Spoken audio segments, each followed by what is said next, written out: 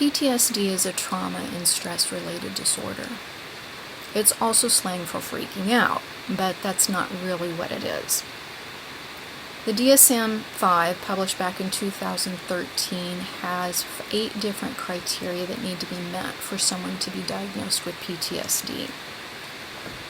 And here's a little refresher. The first is exposure to a traumatic event, and it's specific to type: death, sexual violence, or serious injury. It could be actual, threatened, witnessed. It could be, you could watch someone else experience it, or you could have learned that it happened to a close friend or a family member. It can also be repeated extreme exposure to abuse. You need to have recurring symptoms about the event, about the trauma. Intrusive, distressing memories, recurring dreams, either in content and or emotion, dissociative reactions like flashbacks, dream states feeling unreal and distant, the same emotions as if it's happening again, reacting when exposed to things that symbolize or resemble an aspect of the trauma. Your body reacts when you're reminded, like an adrenaline dump, cold hands, stuttering, or can't swallow. There needs to be avoidance attempts, attempting to avoid feelings, thoughts, internal states about the trauma and or external states, avoiding anything that could remind the person of the trauma. Thoughts and feelings get worse after the event, and there need to be 2 of these met. You forget parts of the trauma, and it's not related to head trauma or substances involved. Negative beliefs about self, messed up thoughts and about the cause or consequences of the event, like self-blame, negative emotions, diminished interest or participation in significant activities, detachment or estrangement from others, inability to experience positive emotions. There's also arousal or reactivity, and again, choose 2. Irritable behavior and angry outbursts with little or no provocation, usually expressed as verbal or physical aggression towards people or objects, reckless or self-destructive behavior, hypervigilance, exaggerated startle response, problems with concentration, and sleep disturbance. The duration also has a criteria. The symptoms are similar to acute distress disorder, but last longer than 30 days. Or it can develop later than 30 days without having acute distress disorder. It is not due to substance abuse, and it impairs social or occupational life.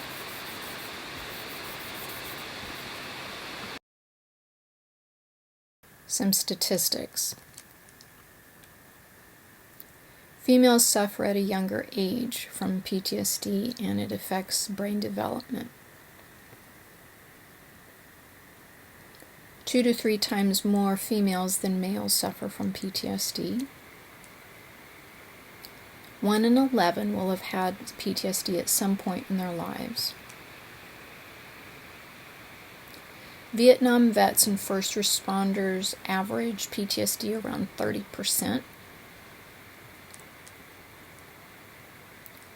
Veterans typically have PTSD 11 to 15%. COVID healthcare workers are now showing up with PTSD, and 3.5% of adults have PTSD. What are the major risk factors for developing PTSD? Professions like first responders, firefighters, EMT workers, healthcare workers, military, people in military combat, people that have dealt with childhood abuse and other traumatic experiences as a kid, rape and other sexual assault, repeated exposure to violence, being stalked, seeing someone get seriously hurt or killed, being held at gunpoint or against your will, the sudden death of a parent or other caregiver during one's childhood, physical assault, automobile accidents, sudden and life-threatening medical events like anaphylaxis or awakening during major surgery, surviving a natural disaster such as a severe hurricane, tornado, fire, or earthquake, living in a war zone, terrorist attacks, mass shootings. Increasingly, long-term emotional abuse is being credited with people developing something called complex PTSD. It's a more severe version of PTSD. And I like the quote from Pete Walker. If CPTSD were ever given its due, the DSM used by all mental health professionals would shrink from its dictionary-like size to the size of a thin pamphlet. In other words, the role of traumatized childhoods in most adult psychological disorders is enormous.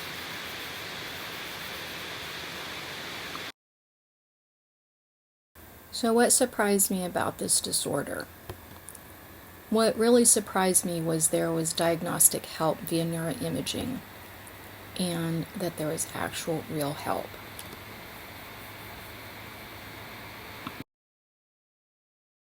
So this is what neuroimaging looks like using something called a SPECT scan.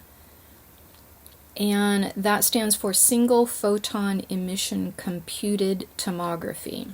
And it is nuclear medicine that is related to the PET scan because you're looking at the activity in the brain. And what you're seeing here is on the left is a healthy brain scan, and on the right is what a PTSD brain looks like. And it has this classic diamond-shaped pattern. The white is where activity, where the blood goes when it's active, and white means increased activity. One of the regions in the white area of the PTSD brain is the anterior cingulate gyrus, and this region is the brain's gear shifter and helps person go from one thought to another. And too much activity here is associated with fixation on negative thoughts and behaviors. There is also the basal ganglia and the amygdala, and these are the brain's anxiety and fear centers. And overactivity is linked to heightened anxiousness and predicting the worst. And there's also the thalamus, and the thalamus acts as a sort of relay station for the brain, and increased activity in this region heightens sensory awareness. This information was retrieved from the Amen Clinic. Treatment options. I can tell you that the nicotine and caffeine route does not work. There is pharmacology of the legal medicinal kind. There is CBT, which stands for Cognitive Behavioral Therapy, trauma focused. There is EMDR, and with EMDR you can do things like tapping and little mechanisms called tappers, and you can also have light bars, and some of these things you can use in online remote situations.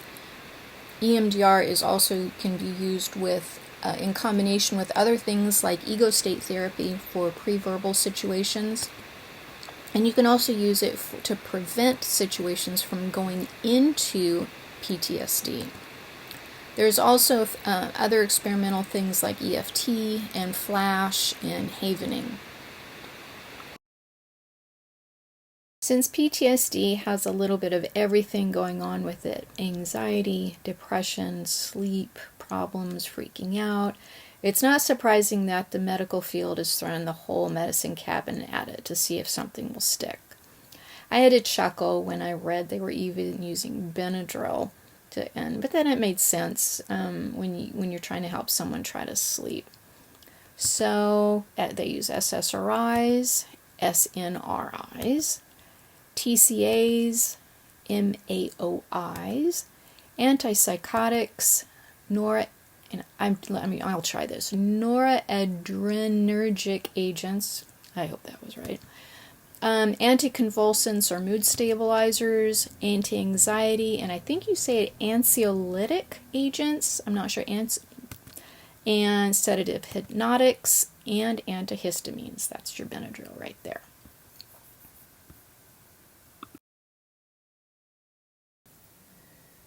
Trauma-focused CBT is like reprogramming the brain, kind of like medicinally brainwashing yourself in an awesome way. And it's usually depicted as a cycle of 3 components: thoughts, emotions, and behavior. But I like this circle better because it includes physiological responses, like if you get cold hands or wanting to throw up.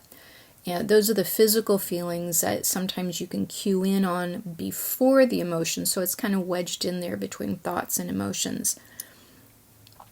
And I also like the situation being included in this 5-part, because a person's environment sometimes really can get things triggered to thoughts, and things like your micro, meso, and macro environment can either help or harm.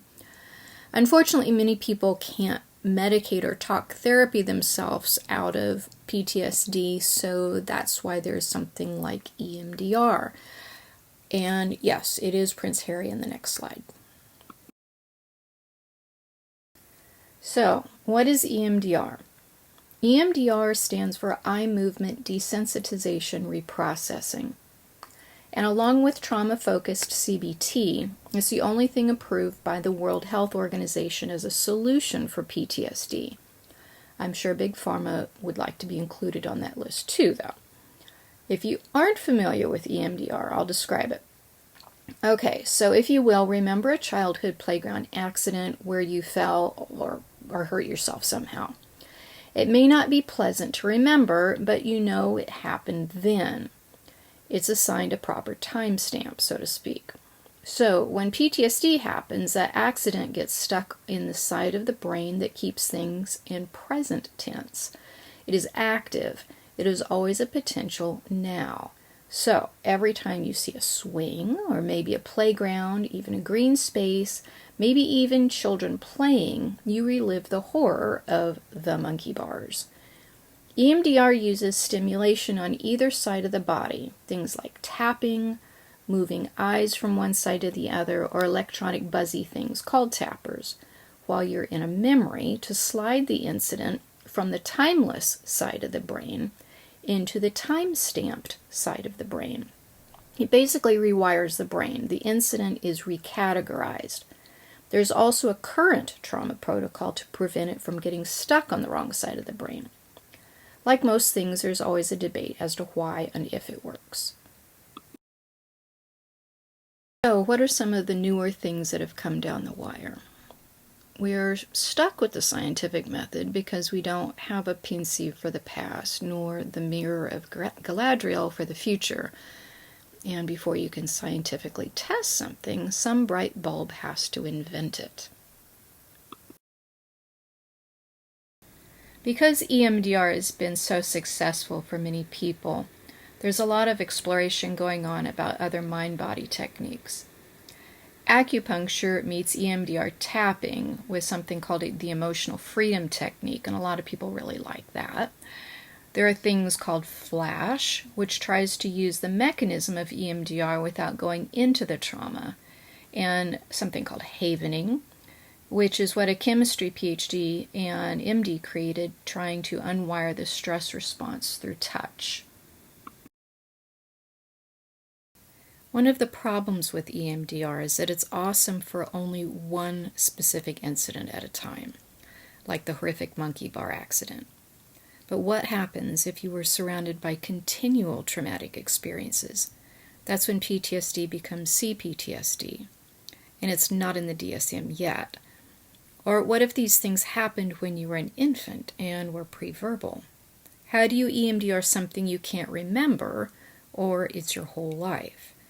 Combining EMDR with ego state therapy using mammalian emotional circuitry is being explored for CPTSD.